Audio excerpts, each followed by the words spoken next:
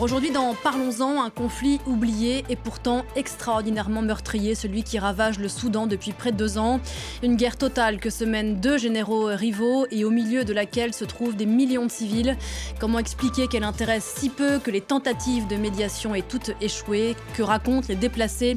De retour de cet enfer sur terre, Parlons-en, c'est jusqu'à 10h30 exceptionnellement aujourd'hui avec Marion Duhallet et Elliot Brachet. Bonjour à tous les deux, merci d'être là. On a beaucoup de choses à se dire, c'est Parlons-en. Et c'est parti.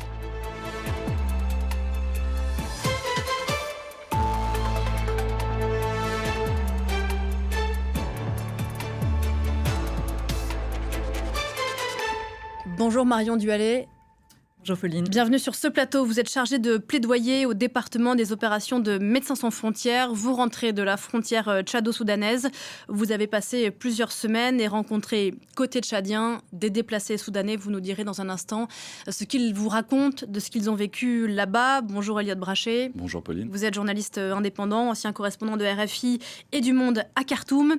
Vous avez signé pour le quotidien du soir français il y a quelques semaines une série exceptionnelle de 8 reportages avec le reporter Abdul Monam Issa au cœur de ce Soudan ravagé par la guerre, aujourd'hui considéré comme la plus grave crise humanitaire mondiale, mais dont on parle si peu. Avant que vous nous racontiez pourquoi précisément le sort de ces Soudanais semble si peu intéresser le monde, je voudrais qu'on fasse un petit retour en arrière. En avril 2019, et à l'époque, les images avaient fait le tour du monde. Des images notamment de ces femmes, de 7 femmes habillées de blanc qui étaient montées sur une voiture et qui exhortaient la foule à se révolter contre Omar el-Béchir. Le dictateur était tombé quelques jours après. Peut-être avec vous, Elliot Brachet, pour expliquer à ceux qui ne connaissent pas ce conflit, ce qui s'est passé, comment on est passé en 6 ans de cette révolution populaire, civile, qui avait suscité tant d'espoir, à une situation que The Economist décrivait il y a quelques mois comme l'enfer sur Terre. Il faut voir qu'en avril 2019, à la chute d'Omar el-Béchir, il y a un accord de transition qui est signé entre, d'une part, un conseil militaire, dirigé déjà à l'époque par les 2 généraux qui se font aujourd'hui la guerre, Burhan et Hemeti, et un gouvernement civil. S'ouvre une fenêtre d'espoir de 2 ans environ, au bout de laquelle, en octobre 2021, les 2 généraux vont faire un coup d'État contre ces civils qui avaient des velléités de réforme dans le pays. Et dans ce coup d'État, ces 2 généraux alliés ont fini par se diviser sur les ressources du pays, la répartition du pouvoir et notamment l'intégration des 2 forces armées soudanaises au sein d'une armée unifiée. Et le 15 avril 2023, les premières balles étaient tirées à Khartoum et 20 mois plus tard, on est toujours dans un conflit inextricable. Donc ces 2 généraux, Abdel Fattah al-Burhan, qui est à la tête des forces armées soudanaises d'un côté, et Hamdan Daglo, qu'on appelle Hemeti, qui est le chef des forces de soutien rapide. Et il faut expliquer, Marion Duhallet, que parmi se greffe à ce combat à mort entre ces 2 généraux et les hommes qui les soutiennent, une multitude de groupes armés. Oui, absolument. On simplifie un peu le conflit en parlant de 2 principaux protagonistes et belligérants, mais il y a une complexité de groupes qui s'ancrent dans les précédents conflits aussi, qui avaient ravagé le Soudan et en particulier le Darfour dans les années 2000. Et donc où se trouve aussi la clé de ce qui se passe aujourd'hui, puisque les 2 généraux qui s'opposent aujourd'hui ont été des alliés dans un premier temps effectivement de cette transition politique, mais avant ça, en fait, l'un était les supplétifs de l'autre, c'est-à-dire celui, Burhan, qui incarne ce qui reste de l'armée soudanaise, avait délégué en fait les sales besognes et la répression dans le Darfour à une milice qui s'appelait à l'époque les Janjaweed et dont les forces de soutien rapide aujourd'hui sont les héritiers. Et avec un historique très long d'exactions et même de génocide, qui a été qualifié de génocide dans les années 2004-2005 au Darfour. Et dont les civils, bien sûr, se souviennent. Est-ce que c'est une guerre simplement, si j'ose dire, pour le pouvoir, Elliot Brachet ? Il faut voir que le Soudan, c'est un pays immense qui fait 4 fois la France. Il y a aussi énormément de ressources naturelles. C'est un conflit qui est aussi alimenté par les ressources minières, notamment l'or, le contrôle de régions agricoles. Il y a énormément de ressources, le bétail, le pétrole. Et aujourd'hui, ce qu'on voit, c'est un Soudan qui se divise de facto entre à l'est les forces armées soudanaises du général Burhan et à l'ouest, schématiquement, les forces du général Hamdan Dagalo. Et les deux ont la main sur des ressources et bénéficient aussi d'un réseau d'alliances régionales dont on reparlera peut-être, et qui prolonge aussi le conflit. Une guerre pourquoi et une guerre jusqu'où? Marion, je crois que Elliot, vous le racontez dans un de vos reportages dans Le Monde. On se demande chacun jusqu'où ils sont prêts à aller. C'est une guerre à mort jusqu'à la destruction totale du camp adverse? Oui, et ce qui est particulièrement choquant, c'est que non seulement c'est une guerre entre deux camps, mais c'est une guerre en fait, dont la population civile est la cible principale en réalité, avec cette approche qui est commune aux deux parties de vouloir affaiblir la partie adverse en ciblant la population, avec tout de même des méthodes de guerre qui sont bien différentes. Et on voit que du côté des forces de soutien rapide, des exactions massives ont été commises, qui ont été qualifiées, dont nous, on a été témoins en tant qu'acteurs médicaux de terrain, notamment dans la ville de Jenina, et dont les enquêtes ont montré par la suite, en tout cas une enquête menée par Human Rights Watch, a qualifié ces exactions de nettoyage ethnique et de crimes contre l'humanité. Et ça a été corroboré, en tout cas par les enquêtes menées également par Médecins sans frontières sur le terrain. Mais de l'autre côté, la partie des forces armées soudanaises se livre aussi à des pratiques de siège, c'est le cas des deux côtés, ainsi qu'à des bombardements non discriminés sur les populations civiles. Et donc en fait, on voit que l'affamement des populations, le siège, le déni d'accès de l'aide humanitaire est quelque chose qui frappe tout le pays et toute la population aujourd'hui. Au nom de quoi cette population civile, d'un côté comme de l'autre, est-elle prise pour cible ? En fait, les deux camps ne paraissent pas en capacité de l'emporter militairement sur le terrain. Donc on est dans une guerre d'attrition où en fait, les deux camps continuent de recevoir de l'armement massif. Et on balayait d'un revers de main toute négociation, toute tentative de médiation. Et ils sont convaincus de pouvoir l'emporter militairement, en utilisant aussi la faim comme arme de guerre de part et d'autre, en utilisant le siège de villes entières. En fait, ils jouent les SAF ont une stratégie, les forces armées soudanaises ont une stratégie beaucoup plus de long terme, quand les forces de soutien rapide mènent des offensives plus éclairs. Mais au milieu de ça, on a des populations civiles, dans des villes comme Khartoum. En fait, il faut imaginer aussi que la capitale, qui était une ville de entre 6 et 8 millions d'habitants, est aujourd'hui totalement une zone de guerre divisée en différentes lignes de front. Et ce qui apparaît clair depuis le début de la guerre, c'est que les deux armées qui s'opposent ne font aucun cas des cas civils. Il n'y a eu aucun corridor humanitaire qui a été mis en place. Et donc, ils sont encore dans une logique de vouloir gagner, d'opter pour la victoire militaire totale. Mais ce qui est assez singulier, c'est qu'après presque 2 ans de guerre, dans le rapport de force, il y a une espèce il n'y a pas une balance qui penche plus d'un côté ou de l'autre. Les choses semblent... Alors là, pour la première fois depuis le début du conflit, à partir du mois de septembre, l'armée régulière a repris l'offensive. Elle a avancé notamment dans la capitale à Khartoum, mais aussi sur des fronts à l'est. Elle vient de récupérer la ville de Wad Madani, dans une région assez stratégique et fertile dans la Gézira.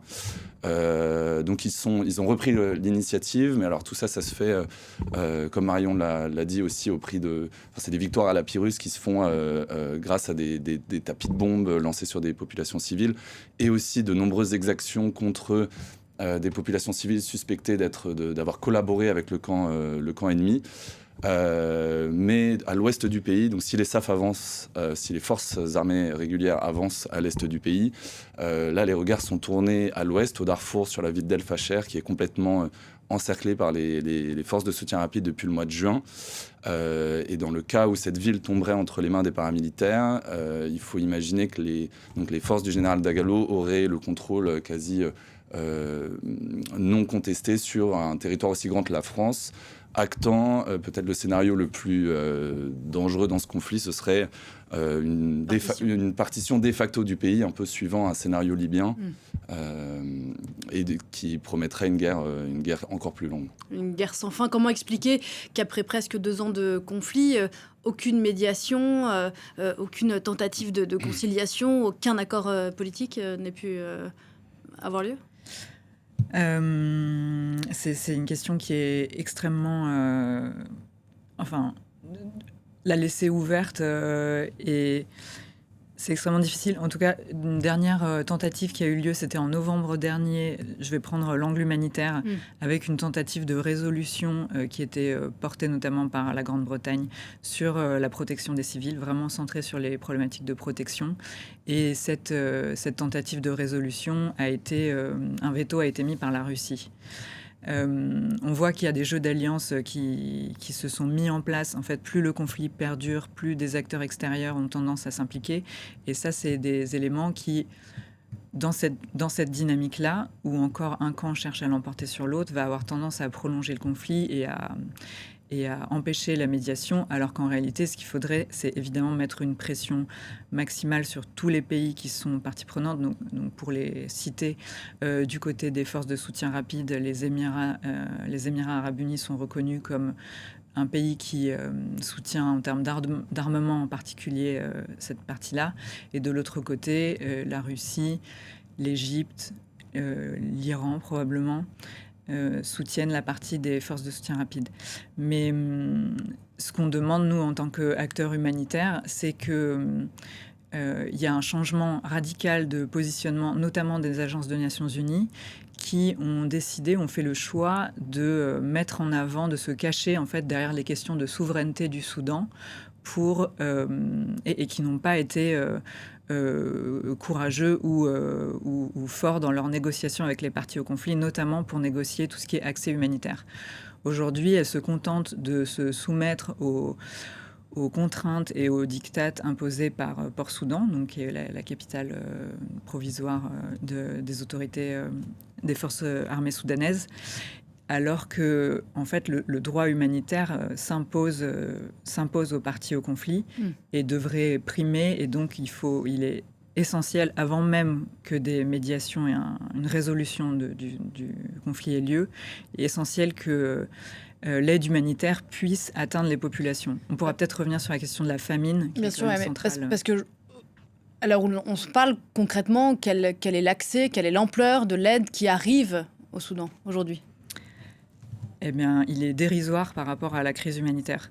On est, pour vous donner vraiment en quelques chiffres rapides une idée de l'ampleur de cette catastrophe, on estime, l'Organisation mondiale de la santé estime que la moitié de la population est en situation de malnutrition, donc concrètement n'a pas assez à manger, c'est-à-dire à peu près 25 millions de personnes.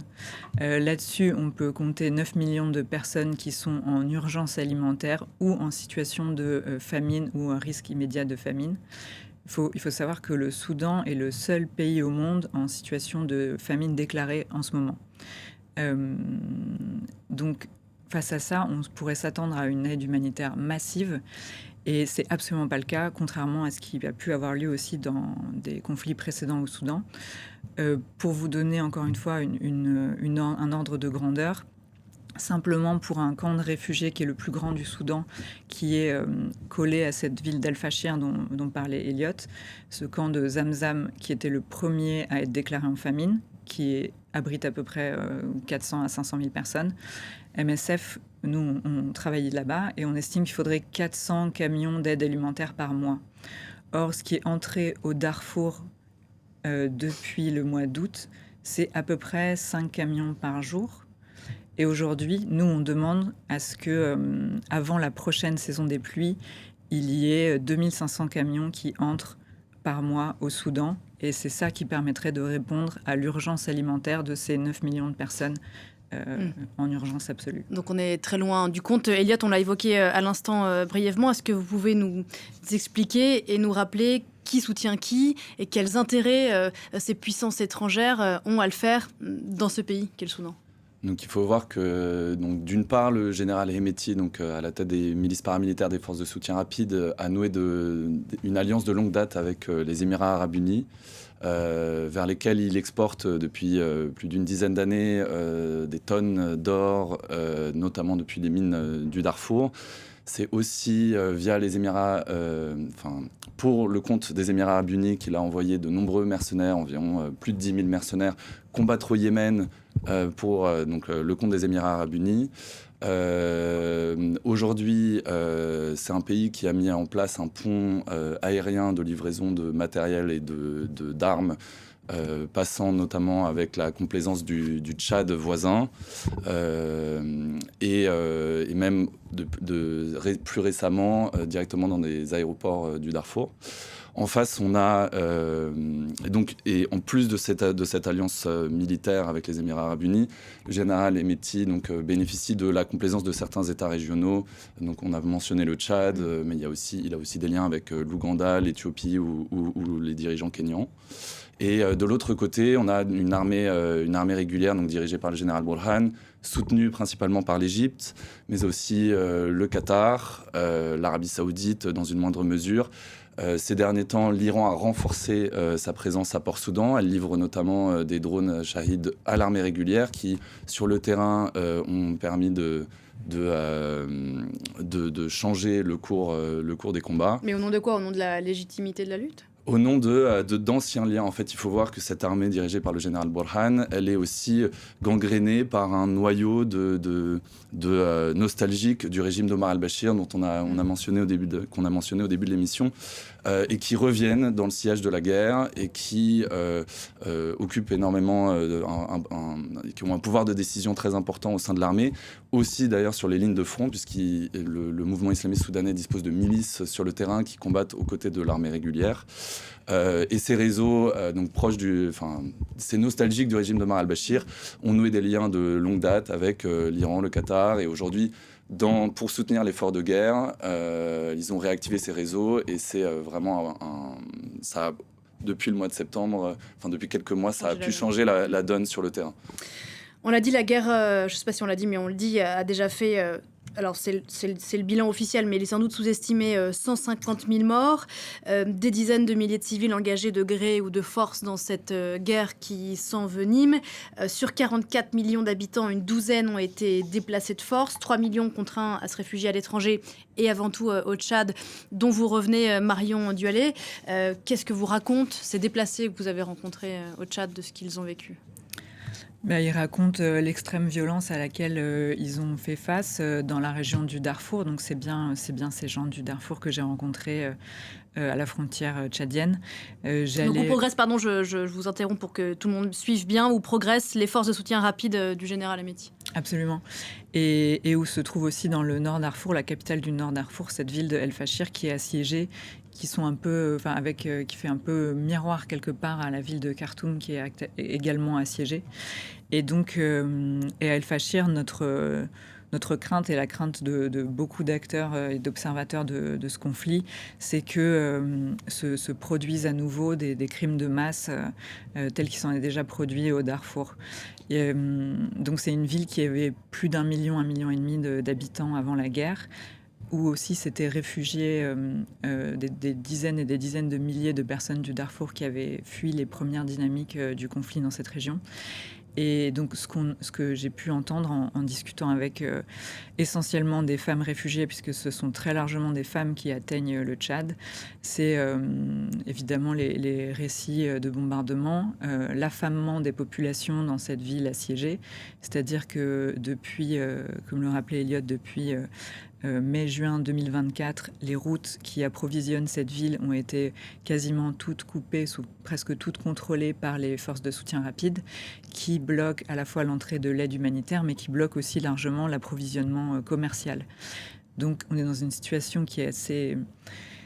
qui est absolument tragique et qui est presque absurde, où on a cette ville où se trouve une famine déclarée, assiégée et bombardée d'ailleurs par les deux parties, parfois selon les zones qui sont contrôlées, et où les gens ne peuvent plus n'ont pas pu pendant des mois s'alimenter, qui sont soumis à des raids des forces de soutien rapide. Les gens racontent comment les forces de soutien rapide entrent dans la ville, entrent dans certains quartiers, peut-être en ciblant en particulier certaines ethnies comme les Arawa qui sont majoritaires et qui sont aussi une des forces de résistance d'un des groupes dont on disait qu'ils sont des alliés des forces armées soudanaises, qui s'appellent les forces conjointes.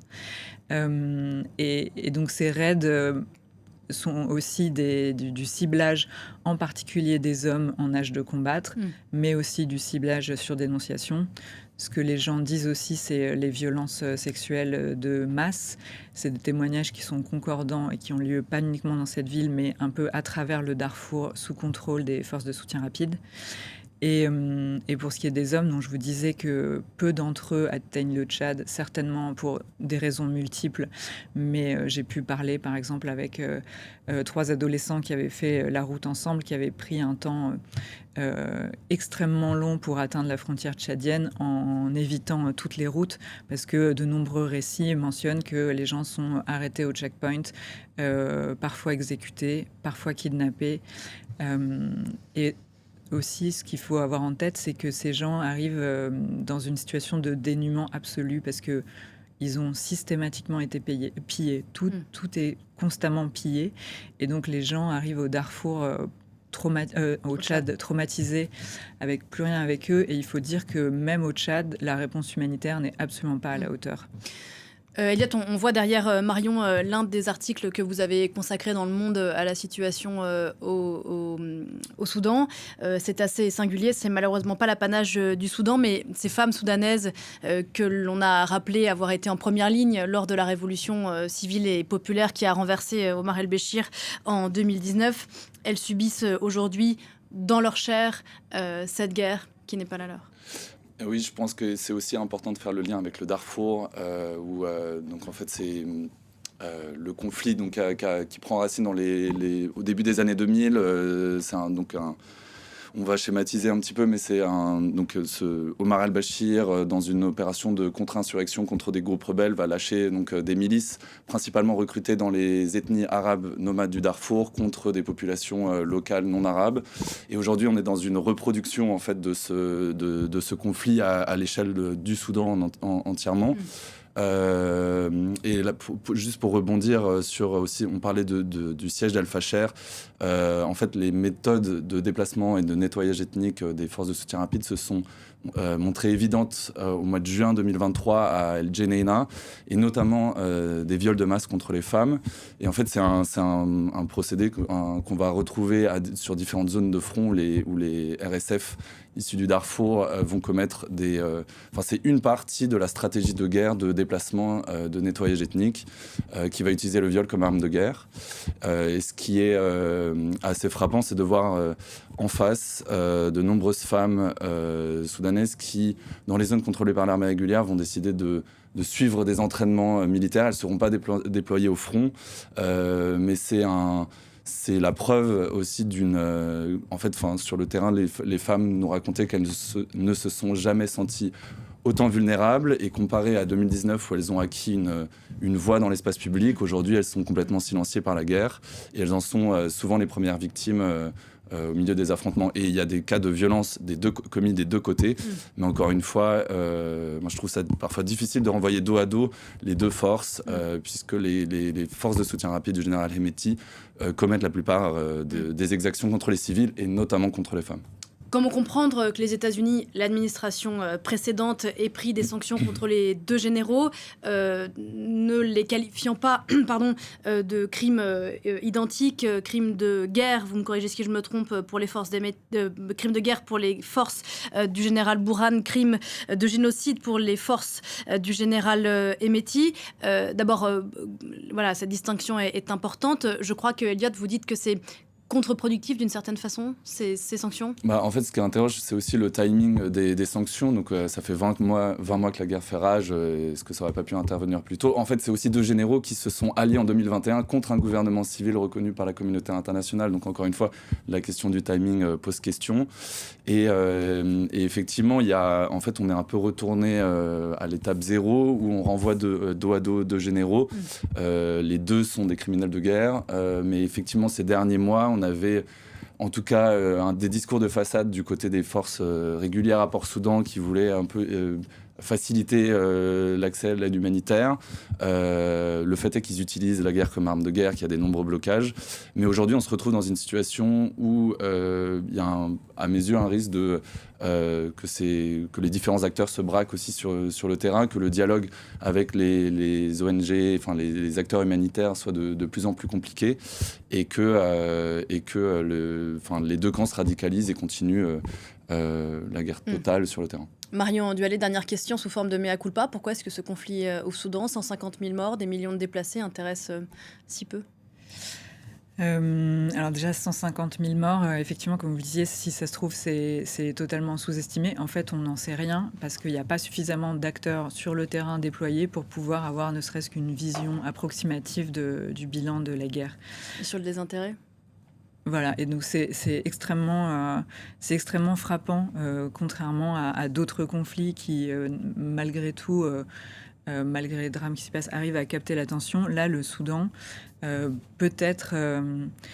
pour moi, on peut pas se contenter de se dire ça. Il est indispensable aujourd'hui que toutes les parties, non pas seulement les parties au conflit dont on voit bien qu'elles ne font aucun cas des vies civiles, mais tous les pays qui peuvent avoir une influence sur ces parties ou qui sont de près ou de loin impliqués dans la poursuite de cette guerre, doivent également être tenus responsables de la situation et des crimes qui peuvent être commis et qui vont probablement continuer à être commis s'il n'y a pas de mécanismes de protection qui sont mis en place le plus rapidement possible. Message entendu. Merci beaucoup Marion Duhallet, chargée de plaidoyer au département des opérations de Médecins sans frontières. Merci Elliot. On peut reconnaître au journal Le Monde, il n'y en a pas beaucoup, d'avoir publié votre série de reportages, 8 reportages à retrouver sur le site du Monde avec les magnifiques photos du photoreporter Abdoul Monam Issa. Une émission à retrouver bien sûr en replay et en podcast. Merci à tous les 2. Merci. La suite de Parlons-en dans 2 minutes. On va écouter, change de sujet, depuis Strasbourg, le discours du Premier ministre polonais Donald Tusk. On va suivre ça avec Caroline de Camaret et Bruno Darou. À tout de suite.